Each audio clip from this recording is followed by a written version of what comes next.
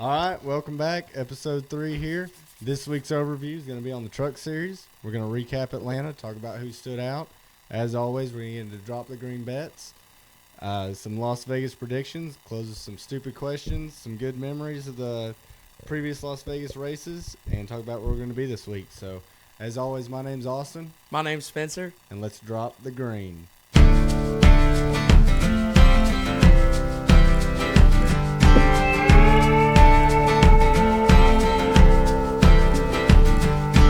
Impulse floating on a southbound breeze, somewhere between heaven and the tall pine trees. Hard land, I'm missing you. Guitar playing through the night, it felt pretty good, I'm feeling alright. Good as one for the price of two. It's been a long time gone since the truth's been told, and I've seen my head cut us low. Come on, save my soul with that bar guitar and a honky tonk crowd. All right, right back into it. Episode 3, as always, we're going to dedicate this episode to somebody. Episode 3 edition, Spence. What are you thinking? I'm thinking. Oh no, I'm just messing with you. I No, thought for sure you were going there. Dale Earnhardt, man, Nice, the yep. the OG. Episode 3, got to go Dale, as always. Yeah. So, I've got a little bit of history I kind of want to get into. You know, I'm always nerding out on the history. Yeah, for sure. But kind of want to hear from you, your thoughts on Dale. Being a new fan, but I know for sure, even as a kid, you knew who Dale Earnhardt was. Yeah, you know who Dale Earnhardt is. Never watched racing growing up, as a lot of you've kind of figured out. But you knew who he was. You for some odd reason, you had a T-shirt. You know what I mean? Everybody especially growing up Everybody in the had a South. T-shirt. Yes. Everybody had Dale Earnhardt. Everybody had a T-shirt. Dale Earnhardt. I mean, dudes that I've never seen, Yeah. even to this day, go to a NASCAR race or even care about it. Everyone knows who that guy is. Your grandpa probably had a sticker on his truck. Yes, exactly. It's Everybody. one of those. So, pretty much the only really big things I know. I can't wait to hear your history about him because I don't know much. I've seen Yep. a couple documentaries and just literally the history of his life, kind of where he grew up. But I know he's a 7-time champion. Absolutely. So that's the big Absolutely. one. And I know he won 76 races. Yep. So- That he did. So Yeah. you talked about some documentaries. There's really, really good ones out there. If I want to steer clear people of any of them, ESPN Films did one. I think it was called 3. I think it was just called 3. Really? Absolutely awful. No way. Exaggerated the story, made shit up, just completely terrible. And we can get into that some other time too. But it's funny to watch if you know better. But yeah, it's just really awful. So a little bit of history here. You said 76 wins, 7 championships, ungodly. What's funny is I don't want to downplay 76 wins at all. No, I don't think you can. But Jimmy has 86. Yeah. Mhm. Jeff Gordon has 93. Yeah. So kind of crazy. Kevin's got 70, 60, 68. Yeah, 60. I think it's just 60. Just straight I 60? think it's Only just won straight 60? Yeah, Okay. don't quote me on that. Someone but I know fact he's check me. Someone fact check us. we should know better than to just say Yeah. that. But We should. we'll say it anyway. Yeah. So, but 76 wins, 7 championships in all the old Winston format. Even though those got tweaked a little bit, but very consistent Mhm. in the short time. You got to think he wasn't 18 years old coming in either. You know, he Yeah, was that's so mid true. to late Yeah. 20s when he first really got a break. Yeah, so. he's not racing a truck like these 16-year-olds right now. No, Yeah. and we'll get into that in our overview. Mhm. But so his dad was Ralph Earnhardt, Yep, big, I know. big dirt racer. Mhm. Kind of helped Dale along. Dale was always in the shop with him, working on their cars. Ralph really wanted him to finish school, and Dale dropped out of school, which was not that uncommon at the time. Yeah, what would this been? This had been Late 70s? Oh, yeah. Around when there? well, late 70s is when he got his start, so we're probably talking 60s right here. Okay, yeah. So he drops out of school. Ralph said, "Well, you're on your own." You know, more or less. I really wanted you to finish school, so Mhm. he kind of grinds it out. You know, that's really all he did was race and try to make a name for himself. So short of all that, let's just go straight into his break in NASCAR. He was a rookie in 1979 and won in his rookie season.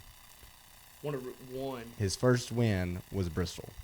Wow. So people knew he was good from the get-go. Now, I do remember, of course, like from the T-shirts and stuff, the Wrangler car. Yep. And which was the 15, I believe. Yep. So he ran the 15 for a little while. Now, was and he got running that his rookie year? Or No.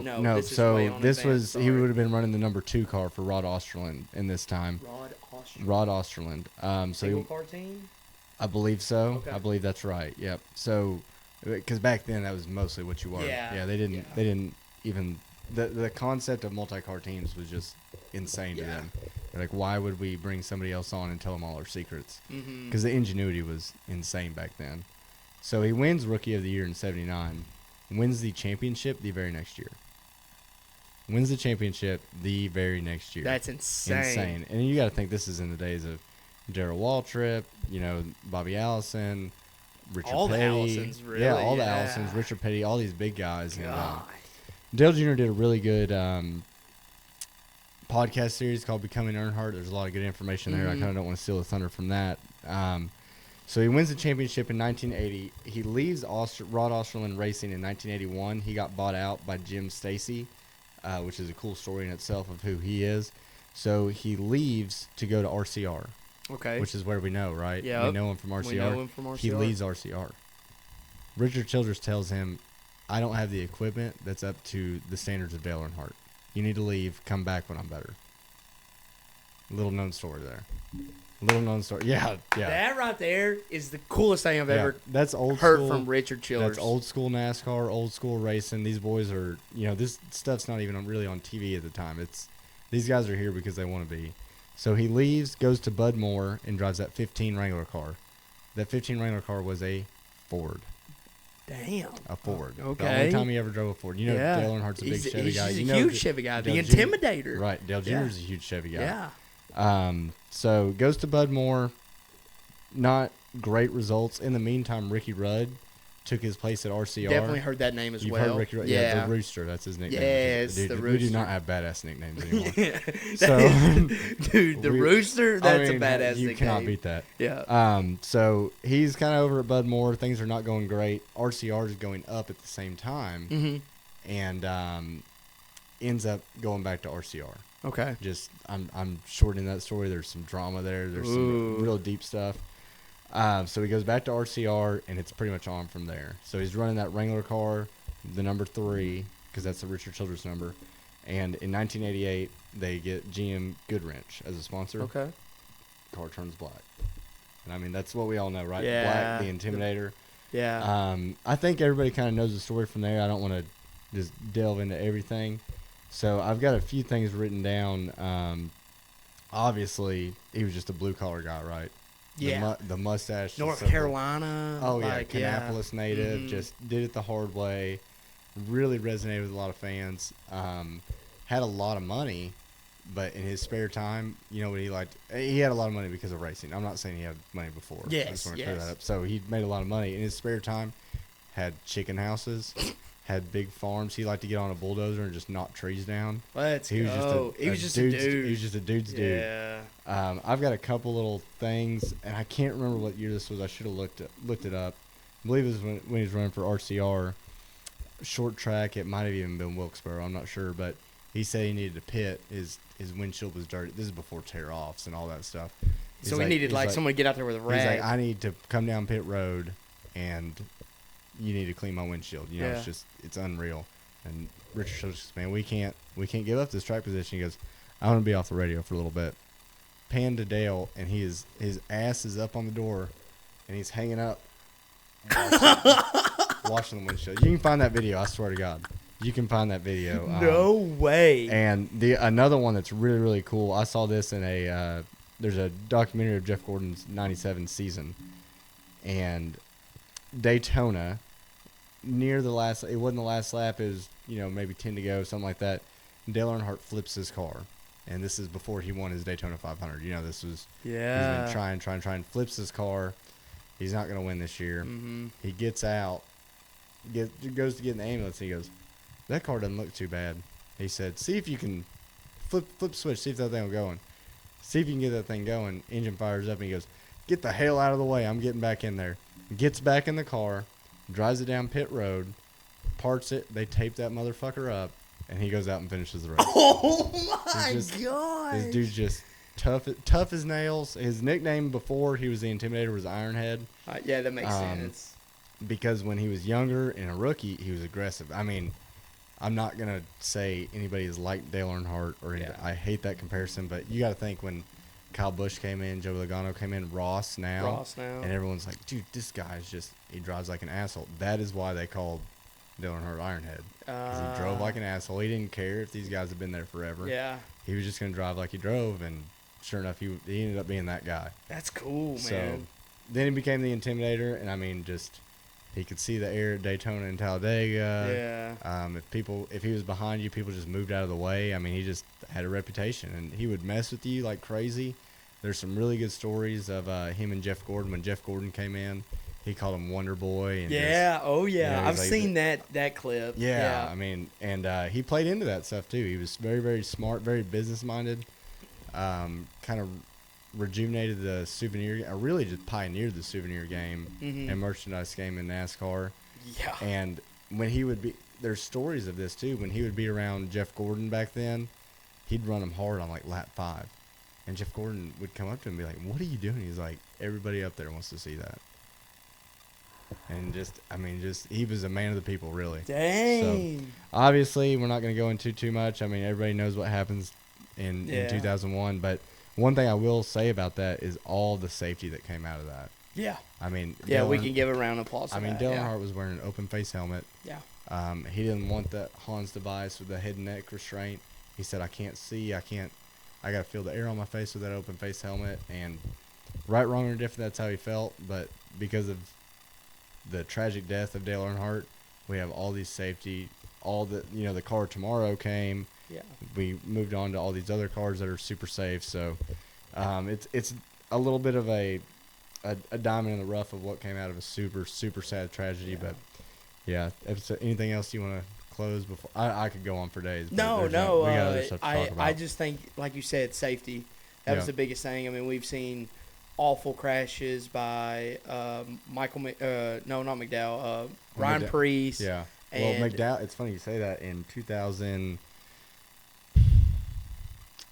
and something. Okay. Michael McDowell was qualifying at Texas and had a barrel roll single car by himself at Texas that looked almost like Ryan Preece. Wow.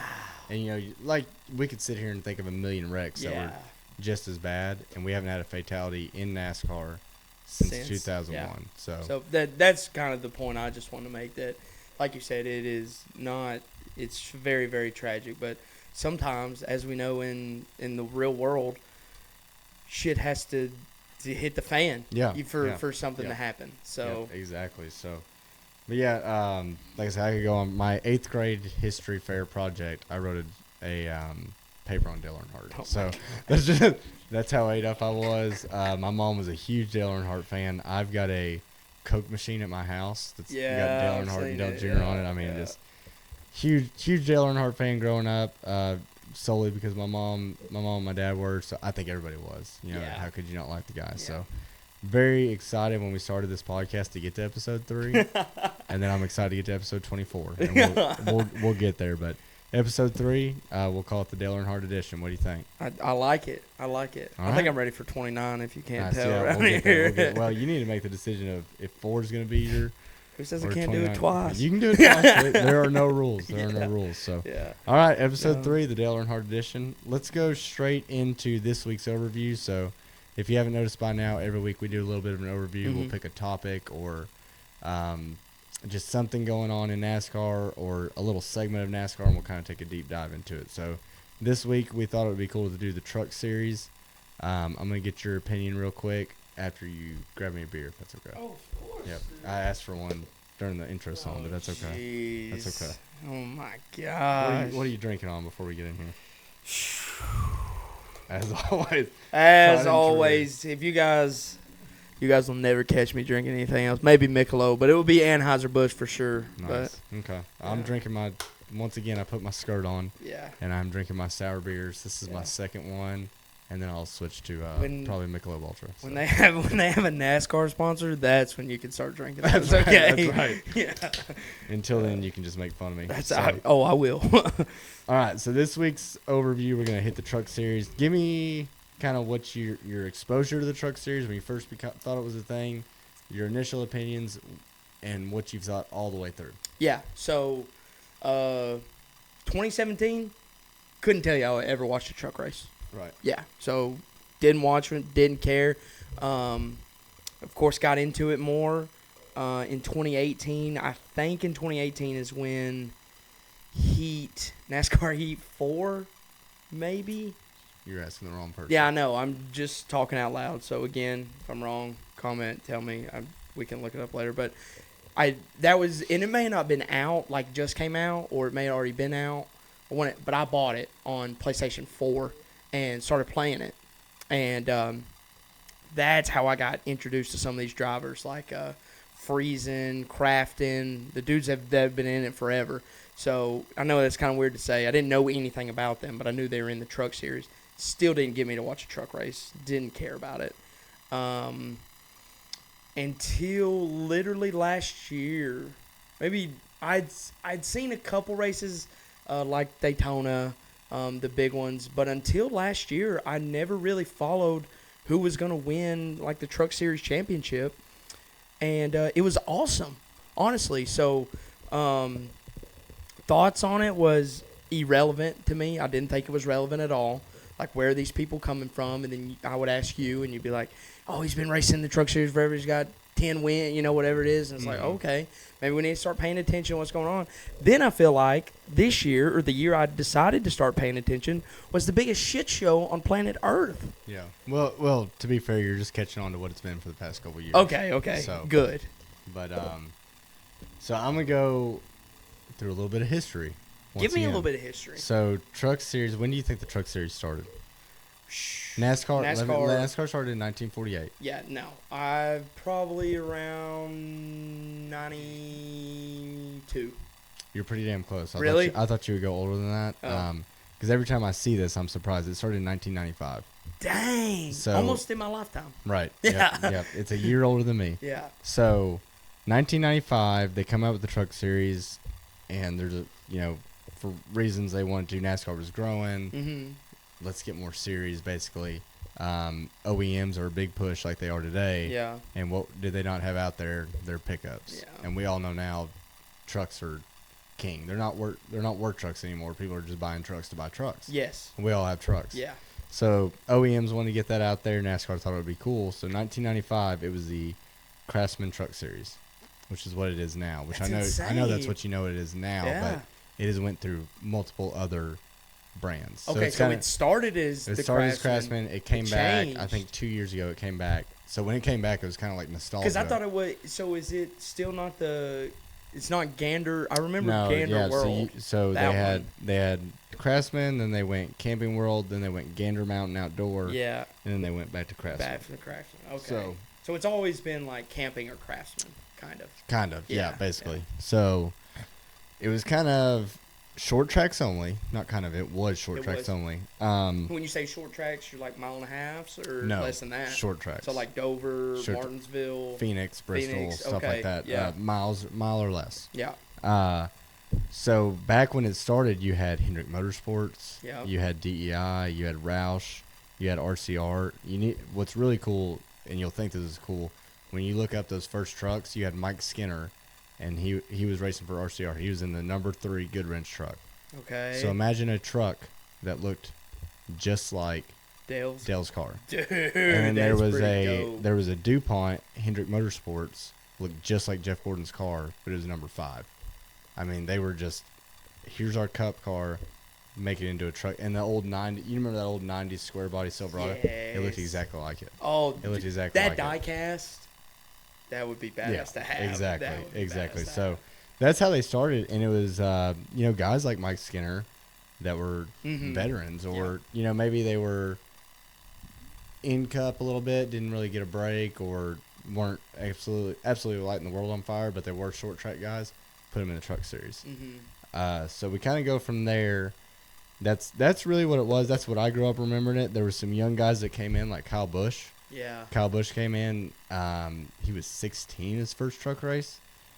It was. So let me ask this. I don't mean to interrupt you, but when you say he was 16 at this time, is that like the young, like one of Absolutely. the okay? Absolutely. Because So, now like 16, I'm like okay. but you can't drive it. Well, you can drive a truck at certain tracks that young now. Yes. But at that time, I mean, he was up there with guys that are 45. Yeah. Yeah. So absolutely insane. Long story short, they ended up changing the rules to where you have to be 18 once Kyle came in and yada yada yada. Because he was Well, too good. They've made Or he well. was It messing it had around? to do with the tobacco sponsorship. They used to run some companion races with CART, which once we can get on so many side stories here, but IndyCar split. Let's just call it IndyCar. Yeah. It was CART, but what you now know is IndyCar. That's what they looked like. They used to run a lot of companion races, and it was the Marlboro 500. Kyle Busch was in there. Well, we have all these rules on tobacco and everything. Yeah. So there's been a lot of rules made revolving around Kyle Busch in the Truck Series that we'll get into. So let's skip all the way to 2008. Craftsman leaves. We have the recession. NASCAR, in my opinion, is still, as a whole, is still recovering from 2008. You talk about a luxury sport revolving around big companies, that's NASCAR. So Truck Series kind of starts plummeting. You had guys like Kevin Harvick that owned a team. Yeah. He went out of business in 2011. You had Brad Keselowski that owned a team and started guys like Chase Briscoe, Tyler Reddick, Ryan Blaney, Austin Cindric. All those guys drove his Good cars. damn drivers. Good cars. And Brad's model back in the day was kind of like, I don't want drivers that bring funding. I'm going to put drivers in that I think are good. Oh. That led to Brad Keselowski Racing going out of business, Yeah, that makes which sense. God bless him. Yeah. Kyle Busch has owned his team forever, and just sold it last year to Spire. So, all that to say, all these guys will tell you that you cannot make money running a truck team. Brad Keselowski said that one year that he ran the Truck Series, as a whole, he lost $1 million. $1 And he said- million? $1 million. And he said that's just what you have to expect. If you want to be in the Truck Series, you're going to lose money. I remember Kyle Busch talking about they used to race at Eldora Yeah. back in the day. Yeah. And he said, here's how much it is to hang a body. Here's how much it is to get there. We know we're going to destroy a body. Yeah. Here's what it pays. We've lost money by the time we put the truck on the trailer, Even if you win. even if you win. Yeah. Damn. So, absolutely insane. Kind of going back to the age of the drivers, because we're going to get into that. In 2007, the top 10 truck drivers were over the age of 30. Over the age of 30. That's crazy. Over the age of 30. That's not true now. So, I'm going to say some names out here. You might recognize some of them, but these are kind of what I would call like Truck Series legends. Mm-hmm. Ron Hornaday, Ted Musgrave, Jack Sprague, Todd Bodine. Todd Bodine. I know Okay. that one. It's I know crazy Bodine. you don't know Ron Hornaday because he has the most truck championships. But The name kind of sounds familiar, Yeah. like a little bit, but I couldn't even. But I know who Todd Bodine looks Yeah. like, but Yeah. that may just be, I don't know why, but so those were kind of your guys. You talked about Stuart Friesen. yeah, He's a dirt guy that just races trucks to, he wants to say racing NASCAR. Probably Yeah. owns his own team, does what he can, has won a few races, but probably not making any money doing it.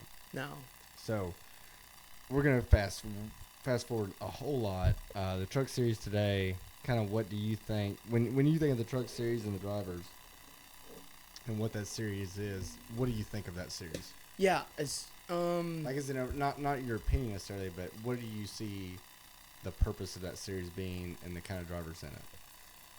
young. They're all young. sure, young. They're all young, and it seems like they're trying to make it like a feeder.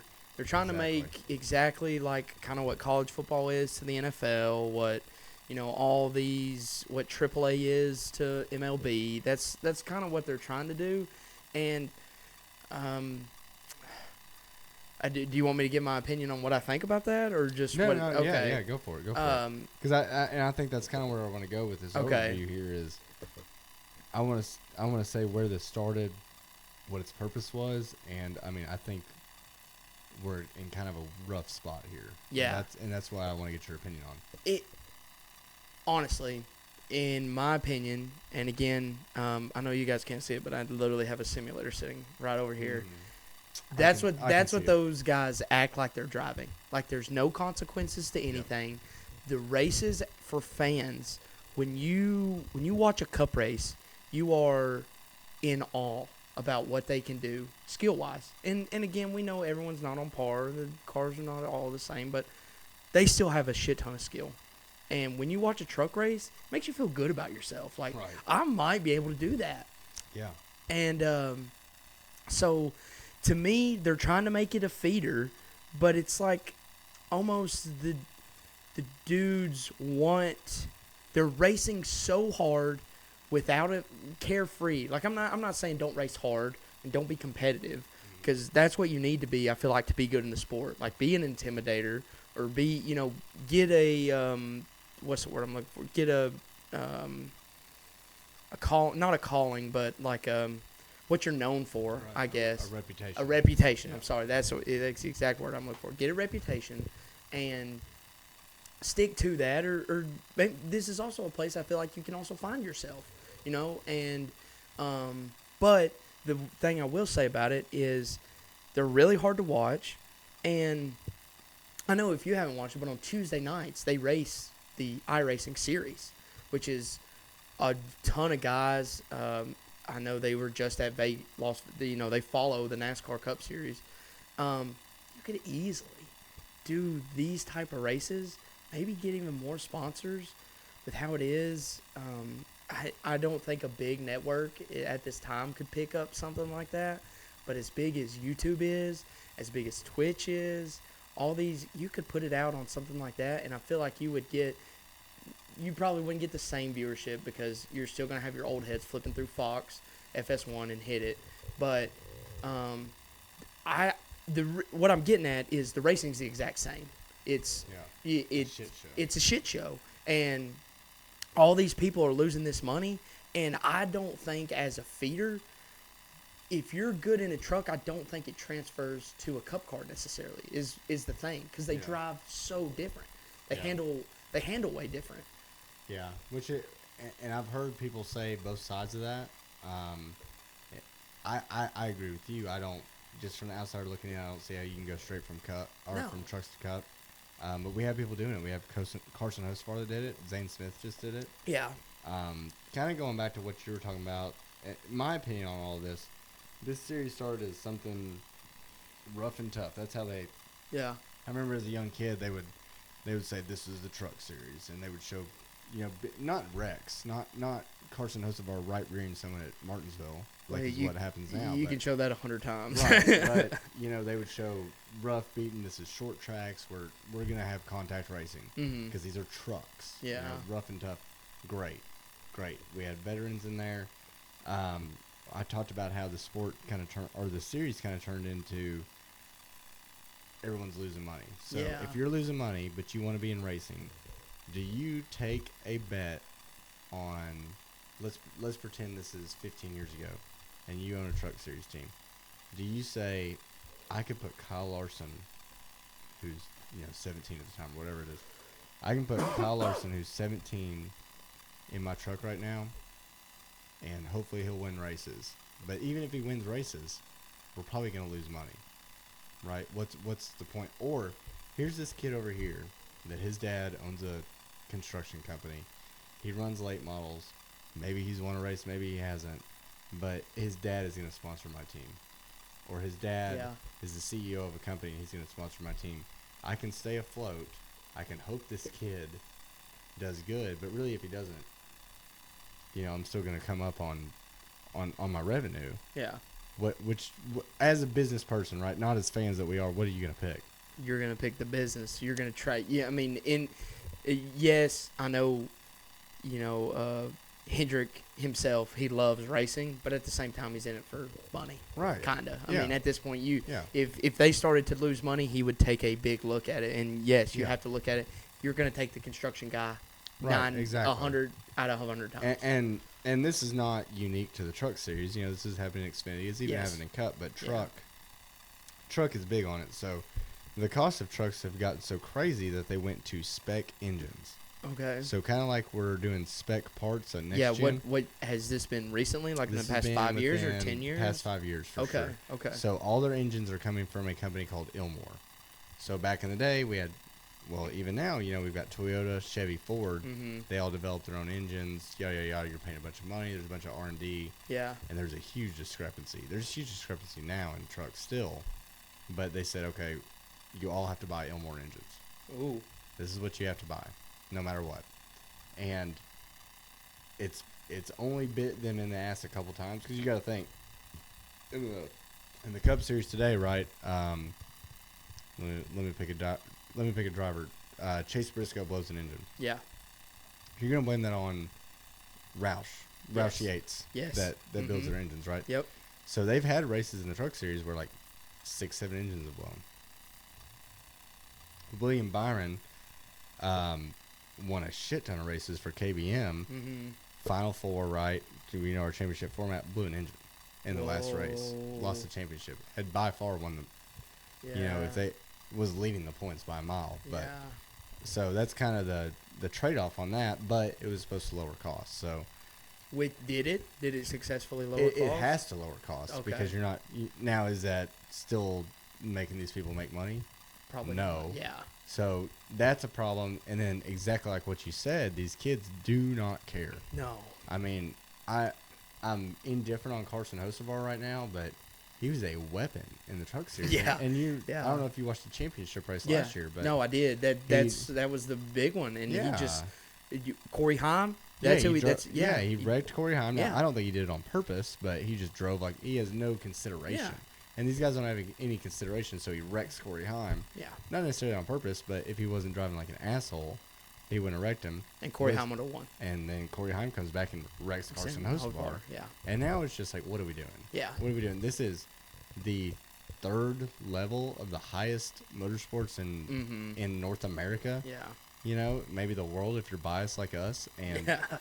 and you're just doing crazy shit like that. So, I love the Truck Series, and don't get me wrong. There's times when on a Friday night, if I'm not doing anything, I'll drink a handful of beers and I'll be like, I hope this is the dumbest shit I've ever seen. Yes. So yeah. I don't want to sound like a hypocrite, but I sometimes I do like that, but Mhm. it gets to a point where you're like, what is happening? Yeah, and you just hit on the thing that the other point that I kind of wanted to make that makes the Truck Series to me very interesting, and what makes motorsports in general very interesting is the rivalries. Yeah. Let's be honest, if Kyle Larson was driving like a dumbass, and I'm not saying that's going to happen, but if he was, and he doored Joey Logano or Blaney, and he retaliated, that would be the biggest thing ever. Right. Exactly Yeah. like what we want from Denny and Ross or something. Like Yeah. Denny kept talking all this all this mess after in post race and never did anything about it. I will give Corey Haim some fucking credit. He did something about it Immediately. immediately. Well, last year, I don't know if you saw it, but Nick Sanchez, who just won the Daytona yes, truck race, mhm. he got into it with Matt Crafton. And Matt Crafton's one of those old heads. Yes. It's been in truck Yep. racing forever. Mhm. That's one of the He's big names. Champion. Some people hate him. I liked having a veteran there because Mhm. it was almost like you had to put up with people like Matt Crafton, Yeah. who were old, bitter men Mm-hmm. that were they're not gonna let you race like that. Yeah. And he got upset with Nick Sanchez last year and busted his fucking face open. There you go. I don't know if you saw the picture of it, but Yes. absolutely I did. busted his Yeah. face open. And everyone's like, and Nick Sanchez said, well, he sucker punched me. And Matt Crafton came out and was like, I didn't sucker punch him. Here's what happened. The truth's somewhere in the middle. And this is going to sound like an asshole, but I think you need more people like Matt Crafton knocking the shit out of these people. And you can call them kids, but last I checked, they're all adults. Yeah. And if you want to play in the pool, you better Mhm. Yeah. you better get ready to play. Yeah, I mean, and again, I'm not specifying, but we can even talk about Haley Deegan. Like, what is she? Yeah. She's one of those things that fit in the model of she's there to make the money for the team. Right, yeah, I yeah. mean, she's got the Marketing machine, sponsors. yeah. She's And I hope with her going to Xfinity, she's good. I mean, I like Haley. She's not like a model or she's not Yeah. playing into that stuff. I hope she turns out being good. But yeah, exactly. I mean, she easily got a truck Yeah. ride because she's marketable. Mm-hmm. Yeah. And that's kind of what it's turned into. I think that, one other thing that I kind of touched on is, Kyle Busch used to be able to run every single truck race if he wanted to. Mm-hmm. It's called the Kyle Busch rule. Now, Cup drivers cannot run in any playoff truck races, and then they do what's called a triple truck challenge, Okay. which is kind of like the Xfinity Dash for Cash, Yeah. where we're gonna do like 3 races, top 5 guys. Now you're eligible to win more money. Yada yada Mhm. yada. They don't want Cup drivers stinking that up, so Kyle can only race. I think it's 6, maybe think 5 it or is. 5 or 6. So he's going to be at 2 this weekend. Okay. He's racing in Vegas. Okay. Cool. So I'll get cool, into that cool, later. yeah. But So he can only race like 6 or 7. uh-huh. I think 21. Every single one he was eligible to race, and he won. Yeah. I mean, he's a Truck Series god. Oh, and I can't wait to get into the odds on that. But yeah, it's it's ridiculous. probably negative. But it is. Yeah. Yeah, which is it's wild. Insane. He if you doesn't know even anything. he doesn't even own that team anymore, and he's Yeah. still amazing. But I think it's cool when those guys come back down there, because the one cool thing you can have out of that is, let's say some 18-year-old kid ends up beating Kyle Busch in a truck. I mean, that's legitimate. No, That's is legitimate. yes. So And that's where the series is good. You know what I mean? Yeah. Like if those guys, they get an opportunity, and you don't want them to squander it away by just being dickheads. Pretty Yeah. much race hard, but try to be considerate. And the biggest thing, and again, we can kind of move on, but the biggest thing that I saw was that the Daytona was literally one of the hardest things to watch. And the big thing I was harping on is they only run 100 laps, so the races are shorter. yeah. They only run 100 laps, and there were 12 cautions. You take out the 2 for stage breaks. They ran 10 average of 10 green flag laps per caution. That's ridiculous. Yeah, I heard a That- stat the other week that last year they ran 30% of their laps under caution. Yeah. That and Austin doesn't know this, but again, avid iRacer. That's how iRacing is. Like, people do stupid Yeah. stuff 'Cause because you're you're all on. amateurs. You're all amateurs. Yeah. You don't know what's going on. You don't know how to drive, especially not Daytona necessarily. I mean, people make stupid decisions there, but your tires wear, your handling goes away, and you door people accidentally on, whatever it Yeah, is. You don't know any better. You don't. And that's what it seems like. And it's, again, it can be hard to watch. Or like you said, you can have 10 beers and be like, this is great. Yeah. Yeah. Yeah, I mean, there's been some good races. I mean, and there's still people in there that are, like, I'll bring up Tom Majeski, for example. That's Yeah. a short track guy that's worked his way all the way through where he is now, and what can he afford to do right now? Be in a truck. Well, Yeah. he races for ThorSport, and they're actually one of the few that's like, if you're good, we'll bring you on. Uh-huh. And so you still got some of those guys in. I wish we had some of the older guys. Nobody's gonna right rear Kyle Busch at No. Martinsville. No. You know what I mean? Yeah. So we need a little bit more of a veteran presence. I don't like when I think truck series. I'm so old school, and I think, okay, that's just another series in NASCAR. Is it elite? Is it top tier? No, but it's a series. Yeah. I mean, I don't like it to be a solely farm league or Mhm. feeder series. I don't want it to become that. I would love to see someone like, let's say Kurt Busch ever gets cleared to race again. Yeah. Just go be a truck guy. Yeah. You That would know? be fun. Yeah, I mean, Yeah. Eric Almirola, just go be a truck guy. Yeah. If they wanted to. If they wanted to. Yeah. And that would solve, I promise you, that would solve a lot of these It problems. would. It Because would. these kids are not going to race those guys like It, that. it's just like, even like per se, like Matty D, Yeah. just someone that's kind of not proven himself, but he's been very close and Yeah. and had a cup ride for a while. And if he could find a truck, and we can get into Matty D, but Yeah. it's and just he had one. Yeah, And he left it. well, but yeah, But, but Ty, you know but what I'm Ty saying, Di- just yeah, that, but Ty Dillon took that ride. yeah, Another perfect example where yeah, is Ty Dillon cup level talent? Probably not. No. I know he's not Xfinity talent either. no, But you could probably put him in a truck, and he's been around enough that he could probably be decent. He and should that- be. He should be. Yeah. Right. yeah, And just kind of be that veteran presence. So hmm I'll kind of leave it there. Anything else you want to finish on? no, that was Okay. great. Well, that's our truck series overview. Yeah. So, like I said, every week we'll kind of just dive into something different. I thought the truck series would be a good. we were gonna do it eventually. Yeah.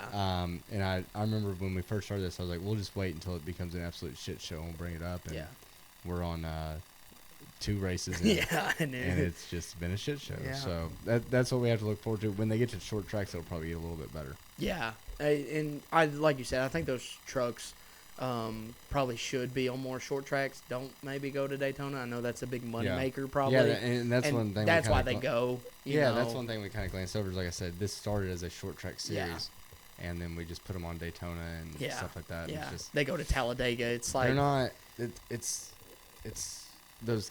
If you want to make it a feeder series, they don't need to be there. No. If you want to make it a veteran series, those guys don't want to be there either. No, they don't. I mean, if you want to get the guys that are 40, 45, they probably retired because of those kind of races. Yes. So put them Yeah. on short tracks. Exactly. I mean, Kevin Harvick would probably run a truck Yes. if it was like Yeah. that. So Yeah, I could definitely see in the next 5 years Kevin racing a truck at Bristol or something. Yeah, yeah. Yeah, I mean that would be Somebody's not fun to gonna get watch. his brains rattled. Yeah, exactly. So But, all right, well, that was a good overview. Let's get right into the Atlanta recap. What did you think? We watched it together. We kind of had a little bit of a party at my house. Oh, What did you think? My God, we were talking so much shit about this. Honestly, I Yeah. mean, we kind of both were. Oh, and everybody And- at my house was like, "Oh, you can't pass here," just like Austin said. Yeah. I'll eat crow. I'll eat crow if I have it to. was amazing. Honestly, I thought I've heard a lot. Is this the best finish ever? Don't know about it. I don't quite think so, but honestly, maybe in the top 5 for me as far as new era goes. It Yeah. was amazing. Best next gen finish. Yes, best next gen finish for sure. But the 4 wide at Atlanta, that was my biggest thing. How For a long time too. Yes, and like we said, I didn't think we could pass either. We had not seen that. We had not really seen that. We had seen them go 3 wide a couple times in the past, but I mean they're running 4 wide, flying everywhere. It was spectacular. Honestly, the racing product was amazing. Do I want to see that every week? No, but absolutely not. But the racing product was amazing, and I really, really enjoyed Atlanta. It was awesome. What'd you think? It was cool. It's still a super speedway, but I mean, I watched some onboards. They are lifting. Mm-hmm. They're more spread out than a pack. You actually had to, if you wanted to make a run, you could back up to somebody and actually make a run. So there was a lot of skill as far as plate racing or super speedway racing goes. Mhm. So it's still a weird thing to me where we have a mile and a half that I think for the first 2 years you couldn't really call it a hybrid. I think it really raced like a super speedway. And now we're seeing a lot more lifting. We're seeing a little bit more spread out. And I'm interested to see the more it's aged really, really fast. Yeah. You can tell. I went to the first race there in 2022 when they reconfigured. Yeah. And it looked like a blacktop, like fresh blacktop. Yeah. And even on TV, it's aged. It's Mhm. really, really light color now. So we might not even see a race like that when we come back in the fall. I'd Which be will okay with too. Yeah, who it's- knows? The racing there, I can't wait. That's one of the tracks I'm kind of excited to see how it goes. Yeah. You know? One thing I would like, if it's going to continue to wear like this, and this won't happen, and I'll explain why, but if it's going to continue to wear and we're going to be more and more off throttle time, we're running the really, really low horsepower that we run at Mhm. Daytona and Talladega. Yeah. So if we're going to get to the point where we're lifting even more with this really low horsepower, let's bump it up Yeah. to what we're doing at every other track. Yeah. But a race like we just had, they're going to try to keep it like that as long as Yeah. they can, which is fine, but it's going to get to a point to where if we're lifting a lot with that low of horsepower, it's going to be really, really hard to pass. We need to put a little bit more back into their hands Mm-hmm. if it's going to get really slick like that. Yeah. So I'm curious to see how that goes. I'm not going to just shit on it automatically because I'm going to look like I do right now when I said Mhm. you couldn't pass and this track sucked. But it'll be interesting to see what they do. But I think they're going to keep it as super speedway racing as long as they can.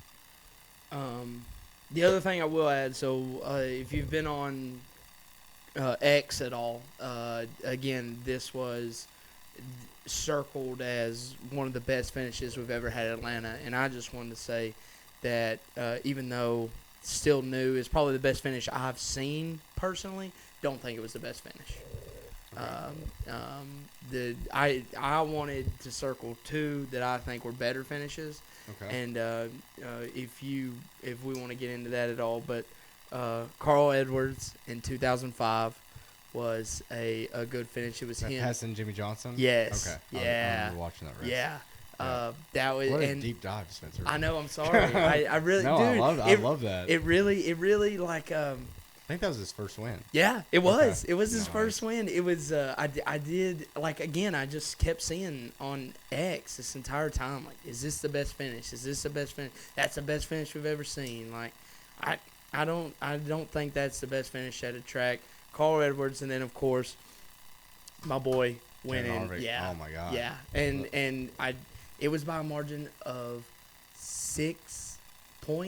6.006. So that would be thousands. Thousands, yeah. Thousands. Yeah. Thousandths of a second. Yeah, and that's when they were sideways coming out of the corner. and everything. Yes. When it was such a harder track to drive, that to me, again, biased completely, but that right there, when you rewatch that race, everything that had happened, winning in 2001, that race right there is the best finish at Atlanta. Yeah. To me. And there's been 2000, Bobby Labonte, Dale Earnhardt. Yeah. Another close one. Mhm. There's one, I can't remember the year, but it was Jimmy Johnson and Jeff Gordon when they Yep. were teammates.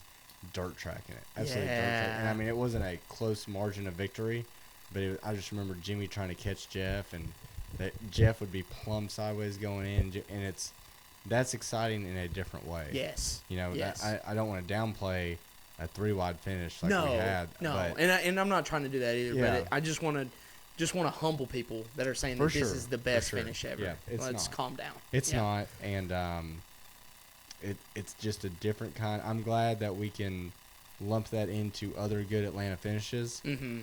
Yeah. even though it's a different kind of racing. Yes. It's a very different kind of racing. Mm-hmm. But like I said, I'm happy to see that they're letting off in the corners. You have to back up to somebody to get a Yeah. run and things like that. Yeah, so. and it's not a complete fuel mileage race either. No. There was a tad bit of tire wear, like you could see it. Yeah. So it like you said, it's going to get more interesting as it rains more in Atlanta, as they run other stuff on it. When they come back in the fall, who knows? Who knows? Who Yeah. knows? And Which the is colder really temps- exciting. The colder temps might grip it up, Yeah. and that might catch up with the age. We really don't know. Mhm. A couple things we had a lot of wrecks. And Yeah. I think it's kind of just, if we wouldn't have had as great a racing, we would have been like, what the Yeah. hell, Yeah. But we had a lot of wrecks, and that is what it is. Did you see about Joey's glove? Yes. Isn't that crazy? Yeah. Yeah, so everybody's been talking about this. So he had that glove at Daytona, evidently. Okay. And I'm sure somebody ratted him out. 'Cause Mhm. I mean, if you see somebody doing that, Yeah. they're going to rat you out. So for a long time at these super speedways, during qualifying, they've been sticking their hand out. Mm-hmm. And that kind of messes with the air, detracts the air from going inside the car, things like that.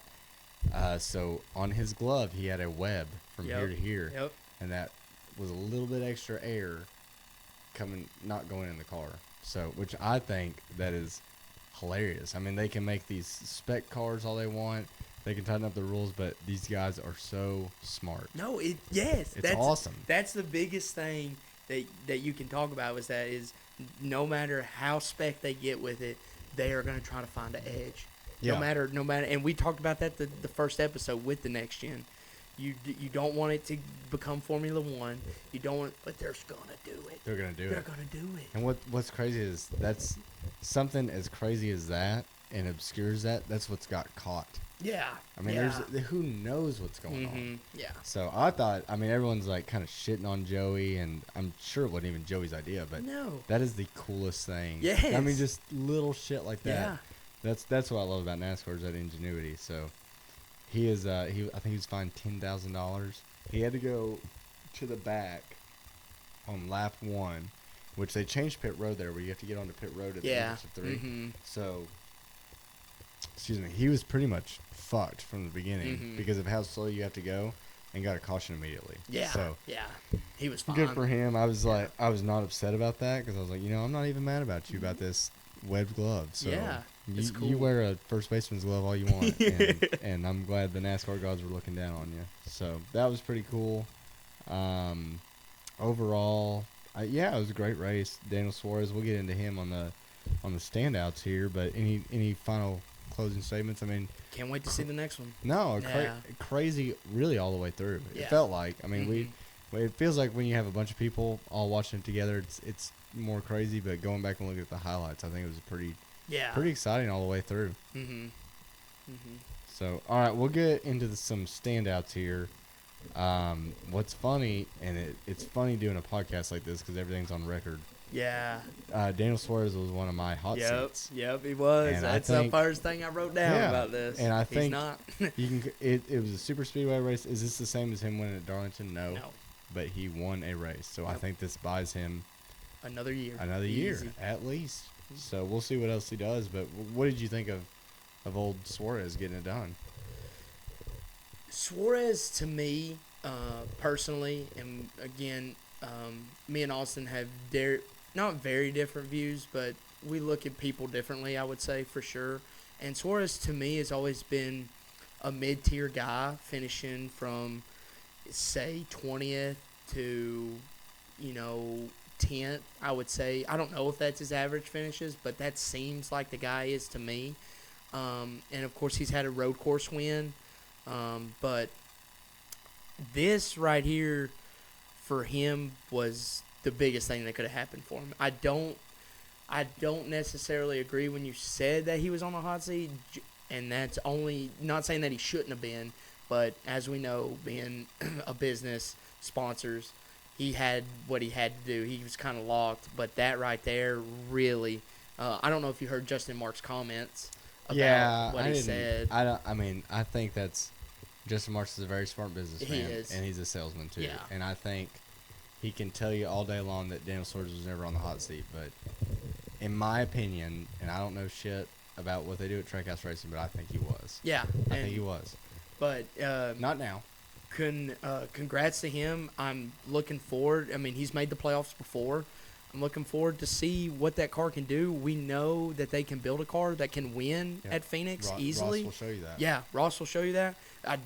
Personally don't think he's as good as Ross, or I would say right now, if you were ranking drivers, not by how they finish, but by just pure talent, I would say he's mid-tier. So I'm excited to see if with this time, with the playoff format that we have, how he can do in this. Maybe he gets another one. Yeah. Maybe he doesn't. Maybe he's a late bloomer and just comes on. Yeah, and we saw him in several different races. I don't know if you watched the ARCA race, but he raced in that at the Coliseum. Oh, the Mexican series. Yes, the Mexican series. Yeah, so that's a good point. So when I saw that he was going to run that race, Yeah, I remember when it started, I said he better win. yeah. He should win. Yeah, And I think he has to win that race to legitimize the talent of Cup Series drivers. yeah, And he drove through the field and did. I mean, that is what I don't want to take away from him winning because it's great that he won, but he should have won that race. yeah. And when he won that race, I said, okay, regardless of if he's not good enough to be in a Trackhouse car, Mhm. which is to be determined, he's good. He's showing that okay, he's not a fluke. He's not just here because of money. Yeah. He is a top talent. If you Yeah. can beat everybody in that series that races weekly on a one-off, okay, yeah. it's, as you should, Mm-hmm. and I'm glad you did. Yeah. So, I mean, I think it was good for him. I like Suarez, so I like him too. I wish that he was better. Yeah, honestly. yeah. I mean, I really do. 'Cause Yeah. I think he's a great personality. He's fiery. I don't know if you remember him getting in a fight with Michael McDowell. Yep, I mean, I do. He doesn't Yeah. give a shit. He doesn't. He doesn't give a shit. And so you just need guys like that to perform.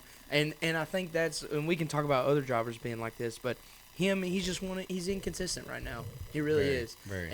And you can't blame that. To me, some guys can blame that on their car, not at Trackhouse. No. Ross has shown it week in, week out. They're making top tier rides all year, and you just got to show up and drive them. And he's real bad that Ross will finish top 5 and he'll finish 25th. Yeah, he'll look like a fool. Yeah. So he's got to get that worked out. But this is huge. This takes a lot off that team that they don't have to worry about nothing. So They don't have to worry about nothing. Trackhouse is gonna have 2 drivers in the playoffs. Yeah, Yeah. because I think Ross is locked. Yeah. So moving off Suarez, with this is such a weird season where we start with two basically super speedways.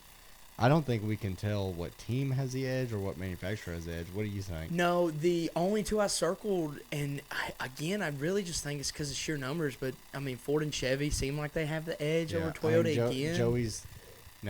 Joey's qualifying great, and Yeah. Michael McDowell's qualifying Fine, great. great. But I mean, Joey had a glove. Maybe Yep. that's, I don't know.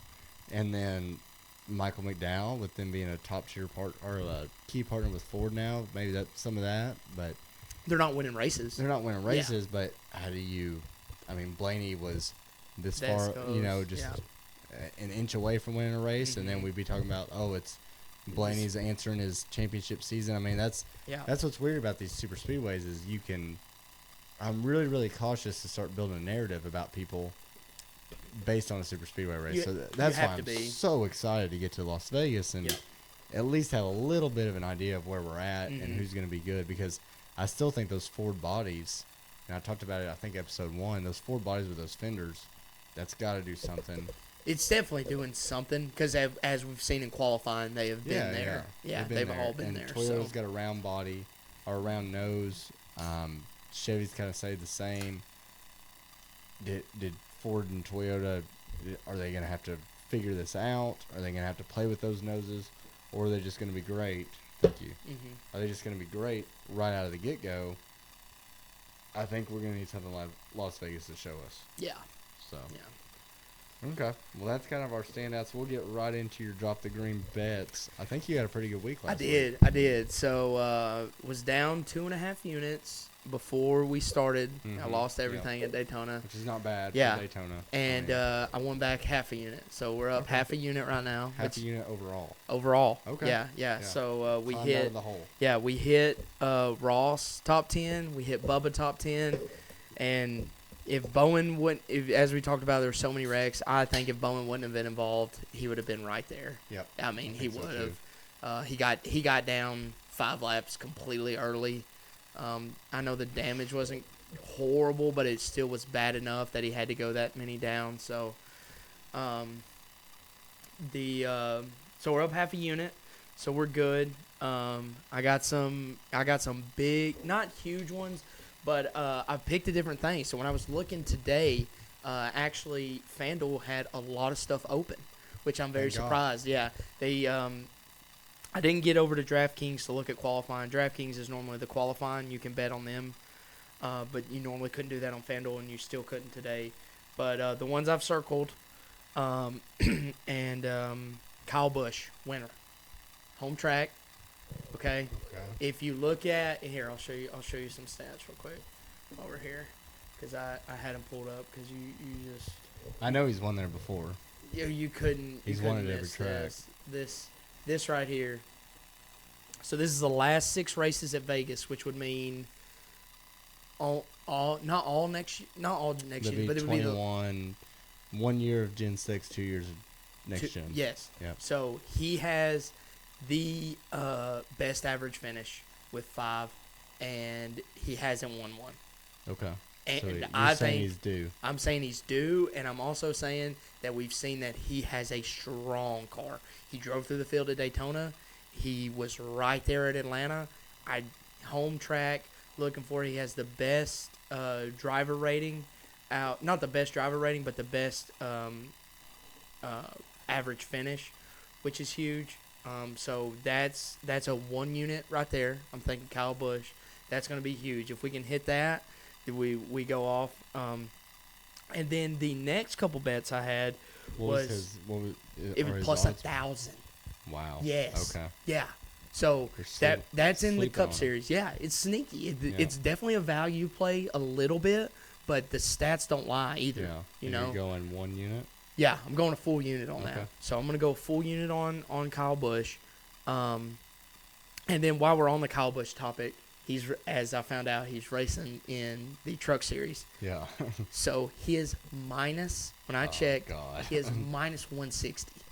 So, Free money, really. I mean, I might, if you're watching this, I might sprinkle some on him, and if he wins, I'm nervous that if he wins that, I don't know why, but like you always hear about like sweeping the weekend and stuff like that. You know, luckily he's not racing the he's done Xfinity. a lot, actually. He has done a lot, and so it's just one of those things like, don't win in the Truck Series and not win in the Cup. You know, but he's gonna have a great truck, and he's gonna be better than everybody. So, if you want the free money on that, take it, possibly. Okay. And then, so the next two I got is a little bit different. I haven't done this year, but they had them up, and I got to do a little bit more research. Reddick versus Bowman. So you're picking the top finisher, and I took Tyler Reddick.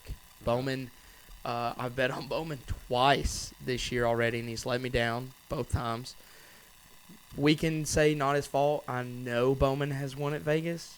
Okay. Yeah. It's skeptical. If we're looking here, his average finish is 17.6. Yeah. In the last 6 races. Do you remember when he won at Vegas? I mean, I remember, but It was a late race pit call. Okay, that's what I thought. Yeah. And when he won, Kyle Busch keyed up the radio and said the same motherfucker that gets lucky every race. That was the year he backed into a lot. Yeah. Yeah, he backed into several good finishes. So that was 22, Mhm. and he had just come off 4 wins in 21 that he had kind of backed into a lot of them. Yeah. But So and we're looking at his average finish, like I said, practically 18, 17.6, and then we're looking at Tyler Reddick 10. I mean, that's not even close. And Right. you're looking at, and now Tyler Reddick's odds were minus 136, but it seems free money to Now, me. is that average finish for his whole career? No, sir. This is the last 6 races. Okay. So I'm so he has no excuse. yeah. Because I was gonna say he used to run some dog shit cars, but Yeah. So no, this is him in his car, last 6 races, racing for good teams. His driver rating is not great at this track. Now, I'm gonna be honest, I don't really know exactly what they're taking into account when they say driver rating, but the biggest numbers I'm looking at is average finish. You know, and we know how hard it is to get an average finish at a track. I mean, if you especially have one of 5 that Kyle Busch has.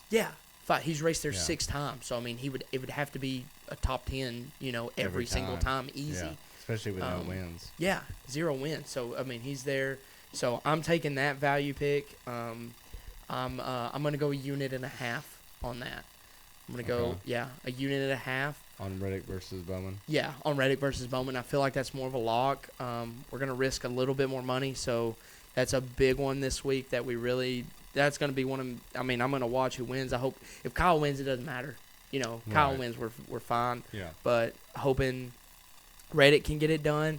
And then pretty much a straight value pick, and again, also based off how he's done this year and how he's done decently in the past here,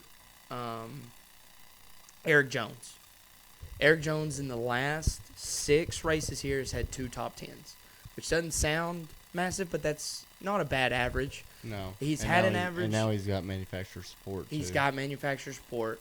In this last 6 races, he's had a DNF, which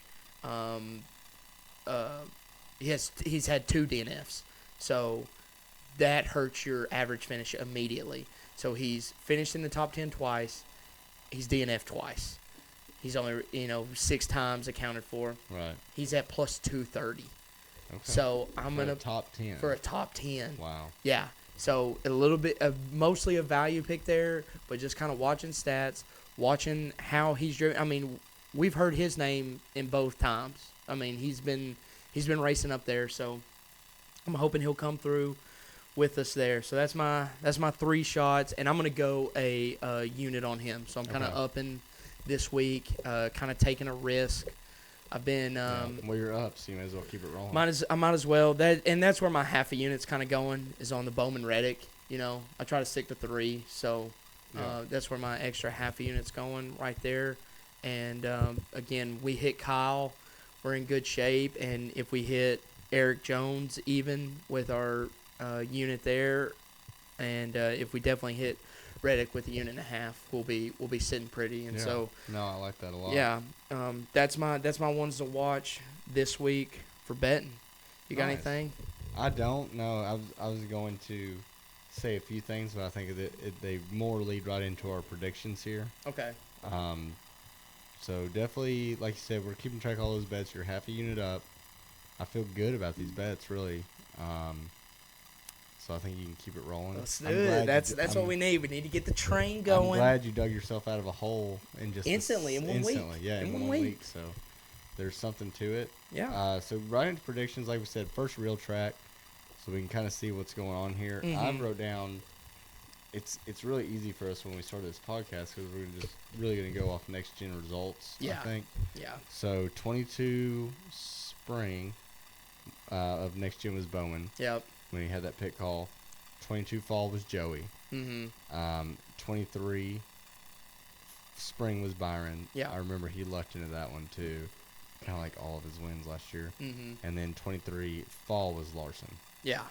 And And Larson, again, I'm not saying he's a bad bet, but to me the money's not there, and we've seen Larson squander things away. They know he's Kyle Larson. Yeah, he's Kyle Larson. He is going to be very dominant, but to me, it's just I know Larson. I know how he drives. He's pretty aggressive sometimes, and I kind of, if you can't tell, I kind of stick away. I'm gonna stick away probably from Larson until we get to a couple certain tracks that I've circled that he's, and, you know, Miami being one, that you're just, no matter what his odds are, he's probably gonna win. You know, so yeah. But to me, that's where we are. Shout out right now to FanDuel for I'm very surprised by that. I'm very surprised by that. I mean, they had top 3, they had top 10, all these odds out. So I'm hoping this is a trend they can continue because they did not have this going for Daytona or Atlanta, really. Right. So I'm looking forward to it if they keep that rolling. So the only thing I'll say is, you know, we've had 300 in the next gen races. We've had 300 guys and Joey Logano. This race is the Pennzoil 400. It's weird when your sponsor sponsors a race. Okay. How that works out. Okay. I don't have stats behind it. It's just my recent memory of how that kind of happens. So I'm looking at Hendrick guys. I'm looking at Joey Logano. Denny Hamlin seemed to have it figured out last year on mile and a halves all over. And if this new nose is the same, if not better, he's going to be great. So I'm kind of looking for, you know, we're in a big fantasy league too. So my drivers, I'm looking at Hendrick guys, Joey Logano, Denny Hamlin. Yeah. I'm looking for this to be our first quote unquote legitimate race where we see those big name guys. Yeah, that we can start putting them in. Yep. Like if Larson's not in your lineup this week and then you play fantasy, you're stupid. Yeah. Yeah. No, I think you gotta. You know, me personally, I've laid up the past 2 weeks. Yep. I've kind of put myself in a hole, and I'm gonna come out swinging. We gotta dig. Las Vegas, we gotta dig, and if you don't know how fantasy works, you get 10 drivers, and we've dug this hole to some of those guys. If you're putting in the Denny's and the Larsons and stuff like that, you're now could be 3 uses down within 3 races. Yeah. Which is huge. Yeah, it's huge because there's so many more races. You're gonna need them later when we have our Martinsvilles or Darlingtons and things like that. So I'm looking one thing, not really a prediction. I'm interested to see when I look at these Hendrick guys that have won. Chase Elliott had a terrible year last year. Not only missing 7 races, but then just had to take, and some of it was having to take aggressive strategy calls. Yeah. To try to win, but really the speed was never there. No. So I'm just wondering is this the week that he shows up and gets that win? Yeah. And it's just something in me is kind of feeling he's been quiet. He's been out of the news. Everybody's kind of waiting. I feel like he might show up this week. Okay. Just with how I don't know. I'm not putting this is not the bet segment. Yeah. I can't stress that enough. That's just kind of what I'm thinking. So I would rather him not win because I'm not a big Chase fan, but it just seems like he has to show up at some point. Yeah. And just it feels right. Okay. I like it. That's kind of what I'm thinking. I like it. But any other predictions on Las Vegas? What do you think I think it's going to be a good race. Yeah, it's definitely going to be a good race. We're not going to be 3 wide to the finish. We're not going to be 3 wide to the finish. Stress that right now. Yeah, it's going to be probably somebody winning by second and a half, finally. We're going to see definitely strategy play. We're hoping to see a good amount of tire wear. I'm excited to see it calm down a little bit, you know, just sit back, analyze, be able to, not saying that we're not going to get together and have fun with people that we watch the race with, but Definitely just looking to see the racing calm down. You know what I mean? Like just it's kind of weird. You know, we've spent all these years wanting there to be more parity, and in just 2 weeks of crazy races, I'm ready to see the big guys yeah. come back. Yeah. Which is that's just the NASCAR fan mentality, right? I mean, Yeah. we never know what we want, but it'll be cool. I think we'll figure out a lot about this car. We'll have a lot more to talk about Yeah. next We week. will. So, all right. Well, let's try to close her out here. I've got stupid questions here. Last week we kind of talked about why we couldn't just make a track that's abrasive. So, do you have any stupid questions this week? I do have a good stupid question for you this week. So with the next gen car, they did something that just uprooted fans, and I want to know why. Why did the number change from literally, I guess, right under the door Yeah. or under the window, and they moved it forward, I believe, to more of like, would you say the quarter panel, I guess? So that'd be the opposite of the quarter panel. So the quarter Okay. panel's back there. Back, so it'd be like behind the the wheel. yeah, front panel, I Yep, guess. So we're getting closer to the front wheel. Yeah. So the Why do reason- fans care? Okay, so I'll start with why they did it. So with the next gen car, we've changed that body a lot, and if you really look at it, we're gonna use our diecast here for y'all on the video here. You look at these old cars. Yes. And I don't have my Gen 6 car here, but I have some of those at home. You can clearly put Goodwrench here. Yeah. And the big thing that comes into play is where they put the gas in. Okay. So even though you put the gas in here, we still have plenty of room for the sponsor. We come around here, we don't have to worry about the gas. We still have plenty of room for the sponsor. Okay. So with the next gen car, we're trying to get closer to production car. They've really cut, Yeah, it's That back way end right it's here. way shorter. and they really this panel right here. There's not much room before we start going into the C post. It'll be the C post in the back, and so they're like, well, we need to maximize sponsorship where they can put their car. Also, if we had a bigger billboard, maybe we get more sponsors. Okay. So they decided we'll take this number here, we'll move it up Yeah. because we don't have this room back here, and you can just put your logo here as big as you want. Mm-hmm. And who cares if it looks like absolute dog shit, which in my opinion it does. Oh my God. And we'll just do that. So what has Whatever. happened? Some teams, and also see these little sponsors right here. Yes. These are called contingencies. Okay. So NASCAR has gotten away from these contingencies. Contingencies. They're giving them more TV time. They're giving them more advertising at the tracks, things like that. So we've gotten rid of these contingencies. And also, some of these companies, the market just isn't there anymore. There's no reason for me to have Yeah. my sponsor this small on a car Yeah. because I can spend $500 in advertising on Facebook. You know what I Yeah, mean? Just yeah. shit. That's a random example, but that's kind of the world we're living in. So contingencies have gone away. This spot's gotten smaller, and this spot doesn't really exist anymore. Mm-hmm. So we take this number, we move it up here, and now you can put your sponsor right here. Okay. Some teams are doing that. Yes. The vast majority of teams, if you look, still have the sponsor right here. They still have plenty of space. Now, if you're right up on the car, this Goodwrench, half this W is going to be up here. Okay. But when we're looking on TV and we're looking in the stands, it looks the same to us because of the perspective. Yes. It really does. We don't notice. So they'll still have, let's imagine Goodwrench right here, a giant ass gap of nothing, Yeah. and then the 29 right here, Yeah. which infuriates me. So what you're Okay. saying is they wanted to add more advertising, but they didn't They do wanted that. they wanted to give the sponsors more value. Yeah.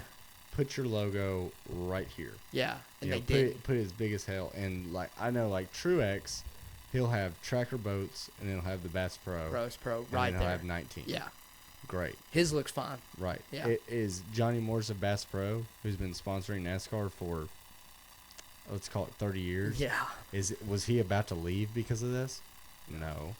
Okay, let's look at William Byron's, and we can pull a picture of it sometime. He's got Exalta right here.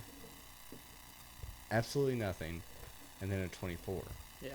And it's ridiculous. So their other thing was if we have more space, we'll get more sponsors because now there's more value.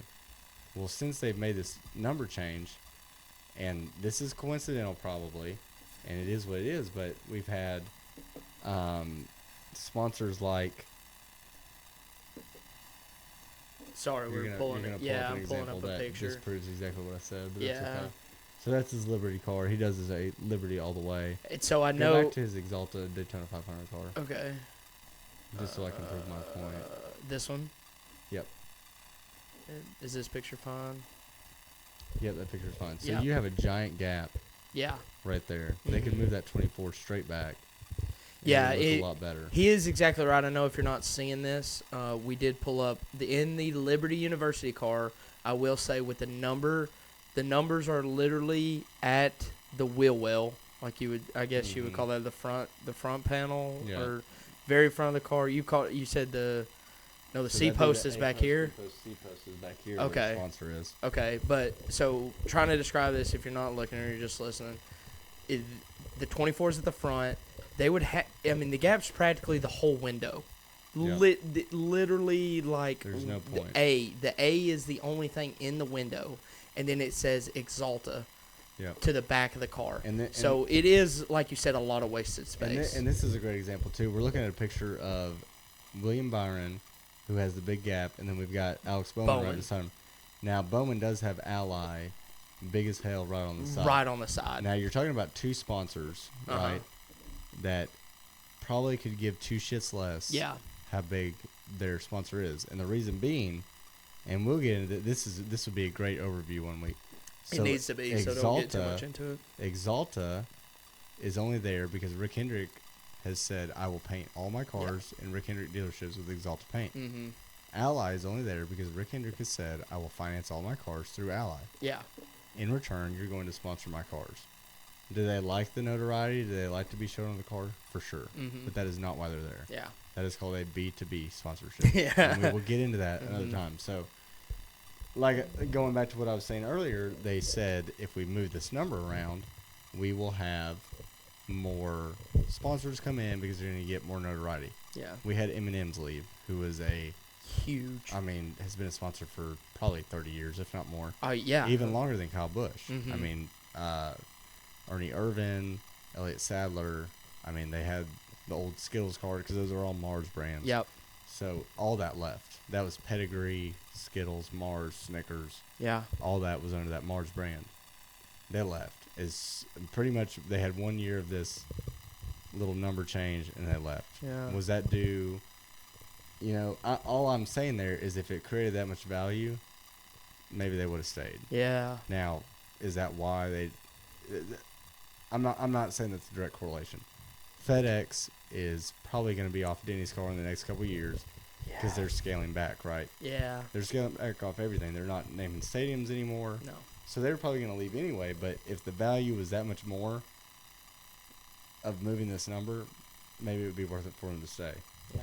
So all that being said, I think it looks like absolute hammered dog shit. The number doesn't line up with the roof. And I feel like we made a huge, and it's not a big deal, right? I mean, I'm bitching way more than I should.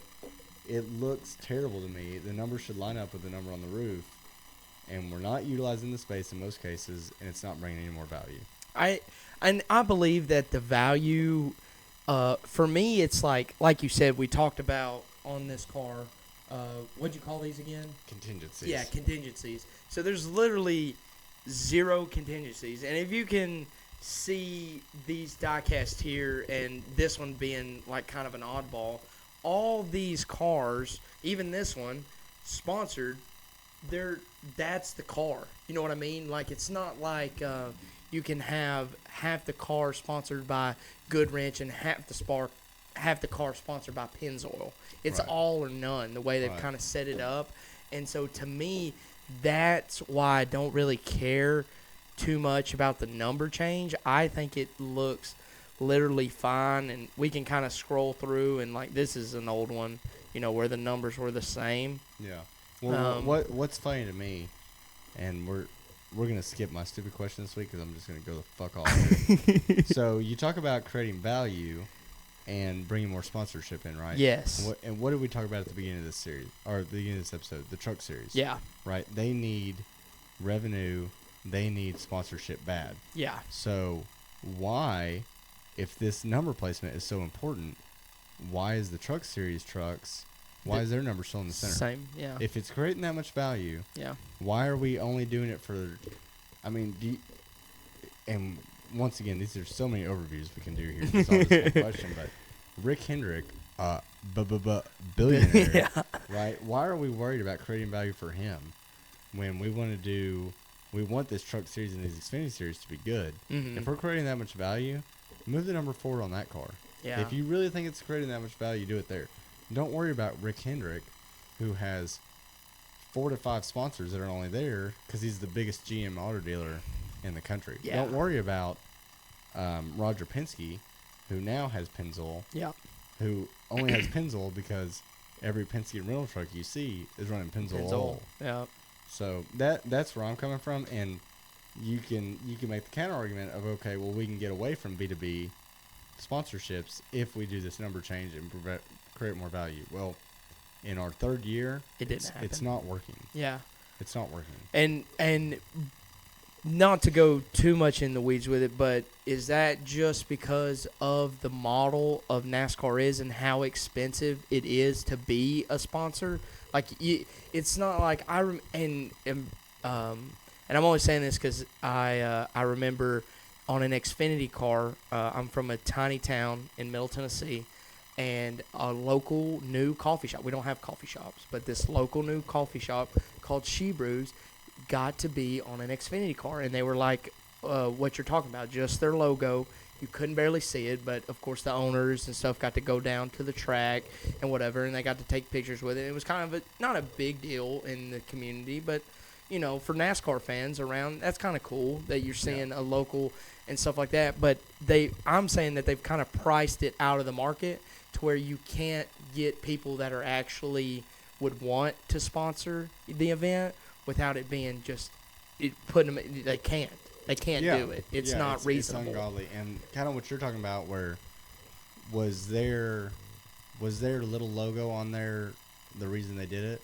No, they did. No. They did it for the activation Yes. of getting the people there, the notoriety, maybe some social media posts. Yeah, that's why they did it. Like you that's why said, they did it it, went right. off on Instagram in our hometown, Yeah. on Facebook.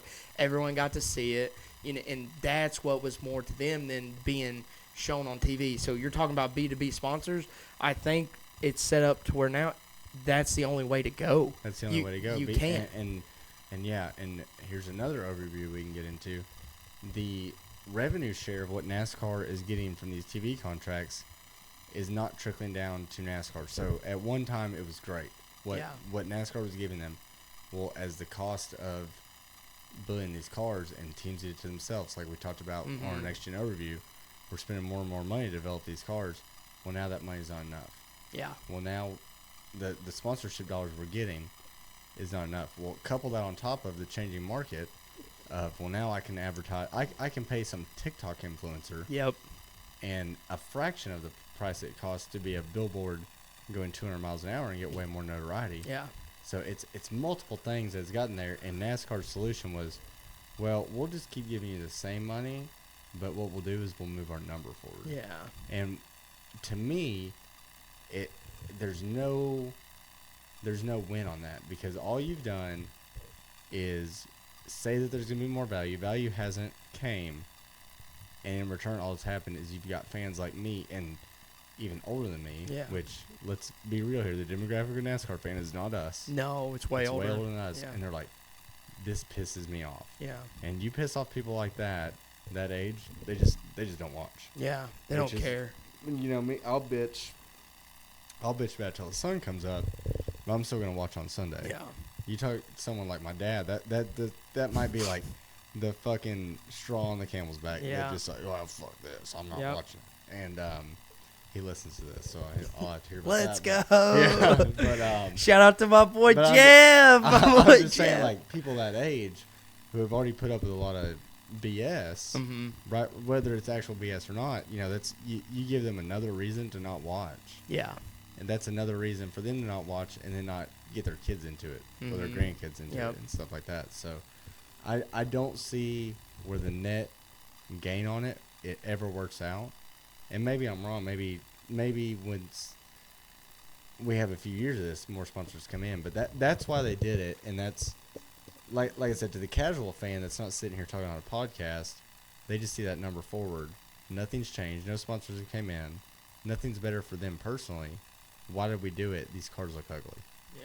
And I think they look ugly. And I mean, you're talking to, but to be fair, you're talking to somebody that I went to my first race when I was like, I remember being at a race when I was 2 years old. Yeah. I was at races before then, like in my mom's belly and stuff. Yeah. You don't do that now, but I'm just saying, you're talking to somebody it's so different from what it is, and I absolutely hate it. Yeah. And I'm the opposite side of that. I could honestly give two shits where the number is. Dude, trust me, I've been Yeah. many at Twitter. I'm not to the point where I'm going to give my Twitter handle out yet. Ooh. But Things to come. I'm on there, and people probably know who I am. But I've been in a lot of arguments with people that are like, "Why are you're just bitching about nothing?" Yeah, and you it's kinda like, are. you know what, you kind of are, but at the same time, this is something I'm very passionate about. Yeah. I love the sport, and to me, it is my opinion, it looks like hammered dog shit for that number to be up there like that. It just looks terrible, and we can end this because I promise you I can go on forever, like everything else. We go to Darlington. The coolest thing about the Southern 500, Yep. now the Cookout 500, Yep. used to be the Bojangles. Bojangles. Yep. Back in the day, Southern 500, we do throwback paint schemes, right? That's what it's hurt the most. Yeah. They look like shit. Yeah, They that look like I will shit. say. Yeah, it's I mean, hard they to would do a take- rendering of They that would car. take this. I'm gonna pick this up. That's all right. They would take this scheme right here, and they would keep this red exactly where it's at, and they would take this 29 and they just move it here, Yeah, and you'd be like, that's not the car. that's not Yeah. a throwback. Yeah, it's And not. And if you want to get back to this group of people that says NASCAR doesn't care about me anymore, I'm an old school fan, I promise you, Darlington Throwback, if you make the cars look exactly like it, Oh, it resonates. yeah, It resonates. And so, like an old Viagra car right now. right. Yeah. Well, Brad threw back to that. Yeah, he a few years did. He did. ago. So I'm just saying, perfect example here, when Ross and Daniel threw back to Dale and Dale Earnhardt's Coca-Cola schemes, which is Yes. my Coke machine, right? Yeah. So they threw back. The number was Ford. Yeah. But, and to an older fan, they might be flipping channels, like you were talking about. The old heads flipping, Mm-hmm. and they see that car. Oh my gosh, Yep. Who's this guy? who is this guy? Yeah. Who is this guy? That's Dale Earnhardt's one car that I remember Mhm. back in the day. And this guy's racing like an absolute asshole. Yeah. I love that. Yeah. I love yeah. that, right? So, luckily that scheme was close enough, but you start doing, and I think, as trivial as that sounds, I'm telling you, little stuff like that is what can build this thing back up to where Okay. it was. So that's where I'm coming from. Like I said, I'm not the person that's like, I'm gonna stop watching because of Ford numbers, but it makes me want to vomit, Yeah. Okay. which is dramatic. It But is a I'm- little I'm- dramatic. It's but very I'm- dramatic. But I'm Not a telling little. you, it's, Okay. it's disgusting. Okay. Well, there you So- go. There's your stupid question That of was the a good, day. stupid question. Thank I you. mean, Thank so you. we'll do some of these, and sometimes it's like stuff we can answer each other. Sometimes it's stuff we'll just ask Yeah. and shout into the sky. Just But free I fall it. think it sparks some good discussion. So we'll as I have this as favorite memory. To be honest, I didn't have a favorite memory of Las Vegas. What's your biggest memory of Las Vegas? Do you have one? No. And you might not. and that's No, fine. I really don't. It feels like. It's a mile and a half. I mean, I yeah, can tell you it- 5 other tracks that look just like it. Yeah. No. I mean, honestly, it feels like the only memory I have is Larson winning. You know. So I'll give you one that you might not remember was Las Vegas. 2022. Kyle Larson, off of turn 4, runs a certain car up into the wall a little bit. yes. Next gen move. Yep. Yep. And he comes across the track, right rears him, gets out and fights him. And Yeah. that is Bubba Wallace. Yep. Yep. And I remember, I did not see this live. So I had been out probably golfing. Let's just be Yeah. honest. So I come back, and my sister texts me, and she goes, "What the fuck is wrong with Bubba Wallace?" And she's like, always been a big Bubba Wallace fan and Mhm. everything. And I'm like, okay, this is Yeah, like, something's if happened. she's shitting on him. Yeah. What's going on? And I was like, what happened? And I turned the TV on, and they're showing replays, and I'm like, I'm telling you, I could not believe what I saw. I mean, so egregious, and it was it was 2022 when Kurt was out because Mhm. of concussions. I think Bowman was out. Bowman wouldn't have been out at that time, but people were getting injured, right? Yeah. And I'm like, you don't right rear somebody in general, right? I mean, that's No. insane. Yeah. Much less in this car, much less walk across the track, and then just like try to pick on this guy. Yeah. And hey, I get it, man. Like that part didn't piss me off. When he went up and pushed him, I was like, okay, you know. But then he continued to push him. Like, hey, Mhm. man, this guy does not want to fight you. Yeah. That's that.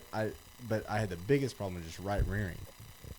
You can't right. cannot Yeah. do Yeah. that. Yeah. You cannot do that. And so they suspended him, right? It was a big Mhm. deal, and everyone's like, Yeah. fucking Bubba, you know, all these Bubba Wallace haters. And like, I'm not sticking up for Bubba Wallace. That was chicken shit, That was. bullshit, uncalled for, absolutely terrible. I forgot And- that happened in Vegas, Yeah, it like you happened in said. Vegas, yeah. And it was in the playoffs, Mm-hmm. and it actually got Christopher Bell involved, who was a playoff driver.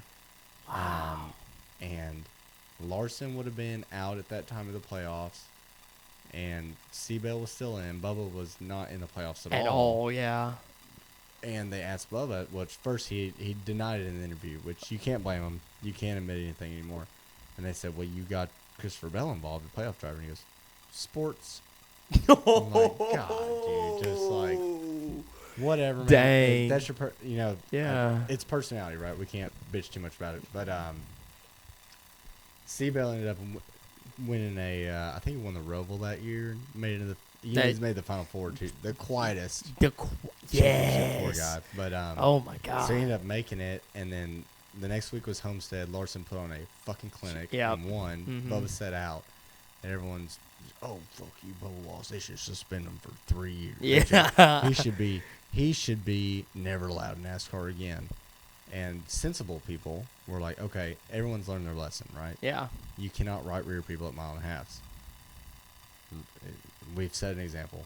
We flash forward to a year later, and what the fuck happens at the Coke 600? Chase Elliott does the same thing. Yes. Ironically, these Yep. same people that were crucifying Bubba are like, well, Denny had it coming. Yep. Fuck Yep. those people. Yep. If you're one of those people, go to hell. Yep. I mean, it's wrong for both of them. Yep. But No, that was a it's huge insane. story. That was Las Vegas. So Yeah. that's like, I remember Kurt Busch finally winning at Las Vegas, and he took the checkered flag. And Kurt Busch does some weird shit sometimes. He kind of does. He He's does a it. weird. It's He's like- an odd it's kinda dude. quirky. He Yeah. took the flag, the checkered flag, and it says Las Vegas across the finish line, and he went like LAS like, to every letter. So that's a lot of letters. that man. And like is, you get to yeah. the V in Las Vegas, and you're like, this guy's doing this. Yeah. Yeah. But he did it. So that's really the only. I'm sure there's some great stuff we're missing that people Mhm. can think of, but I think of Bubba doing that. I mean, do that. My mouth was dropped. I mean, it was so egregious. Too. Yeah. It just came all the way down the track, and you're like, okay, surely that's it. And then he goes up and tries to fight him. And Yep. I'm like, dude, you can't fight. No. You can't fight Larson. I mean, No. number one, he doesn't want to fight. Number two, the dude's 4'12". Yeah. Yeah. He's You yeah. can't fight the guy. No. So yeah, that's really the only memories. I hope we have a barn burner here, and we have a We good definitely memory could. Yeah. to lean on. So, but, all right, well we'll finish this up. Where are you watching this week? Guess I'm watching at my house this Okay. weekend. You coming? Probably. Okay. Probably. Yeah, Good. we'll see how it goes. Yeah. Yep. And we've kind of Are have you a little. cooking, or? Yeah. I just want to say on record, I took care of everybody at my place. You last did. time, You so- did. I'll get Catherine to make a little. Okay, there we go, okay. Make a little something. I I saw you at my Super Bowl party. Just how this man don't eat, but he was engulfing these Italian yeah, the sliders. Italian sliders. Yeah, So they're pretty damn good. yeah, so I may have those made for All right. us. Well, if those make a but- return, I'll probably be here then. Well, good. So, But all right. Well, I think we've about covered it. Episode Yeah. 3, the Dale edition. the Dale edition. It doesn't get any better than that. No. Did a little truck series overview and all that, and I think we had a pretty good episode. We so did. I'll let you It was close good, on yeah. out. Hey, thanks everyone for watching. If you don't watch, cool. If you don't make it this far, like, subscribe. we enjoy it. We're literally just here to have fun. Yep, So absolutely. That's what it's all about. the last thing I'll say is I haven't said it towards the very end, but not to shine away. Austin does all the prep work on prepping what we're going to talk about, and I'm kind of producer in this, and if you can't tell, our quality has not been there. But I'm hoping that you're sticking with us, and it's getting 10 times better. Yep. And yep. it has. Spence is a tech guy, and we couldn't do it without him either. I'm trying. So if you're seeing this setup, I know our setup's a little different. So we're trying something new, and we're hoping this works out. But just stay with us. We're trying to make good content, just have good conversations, and drink hella fucking beer, absolutely. baby. I'll toast to that. yeah, thanks all We'll for see y'all next watching. time. We'll see you.